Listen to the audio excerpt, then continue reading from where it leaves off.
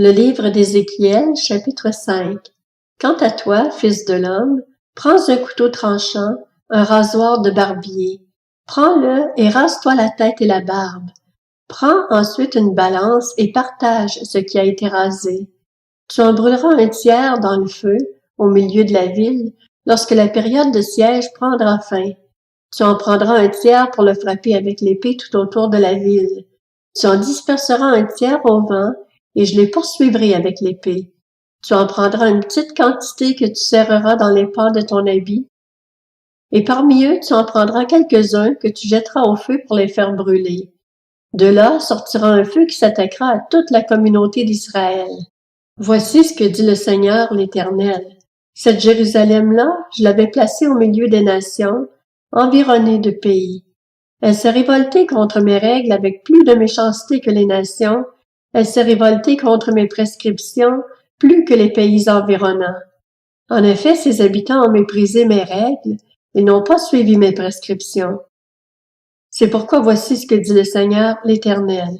Parce que vous vous êtes insurgés plus encore que les nations environnantes, parce que vous n'avez pas suivi mes prescriptions et mis mes règles en pratique, et que vous ne vous êtes même pas conformés aux règles en vigueur chez les nations qui vous entourent, à cause de cela, voici ce que dit le Seigneur l'Éternel. Je t'en veux, moi aussi, et j'appliquerai mes règles au milieu de toi sous les yeux des nations. À cause de toutes tes pratiques abominables, je te ferai ce que je n'ai pas encore fait et ce que je ne ferai jamais plus.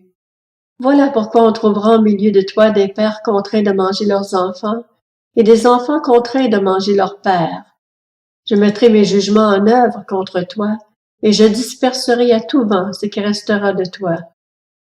Voilà pourquoi, aussi vrai que je suis vivant, déclare le Seigneur, l'Éternel, puisque tu as rendu mon sanctuaire impur par toutes tes monstruosités et toutes tes pratiques abominables, moi aussi je me retirerai, et mon regard sera sans pitié. Moi non plus je n'aurai aucune compassion. Un tiers de tes habitants mourra de la peste, ou sera exterminé par la famine au milieu de toi. Un tiers tombera sous les coups d'épée autour de toi. Enfin, j'en disperserai un tiers à tout vent, et je les poursuivrai avec l'épée.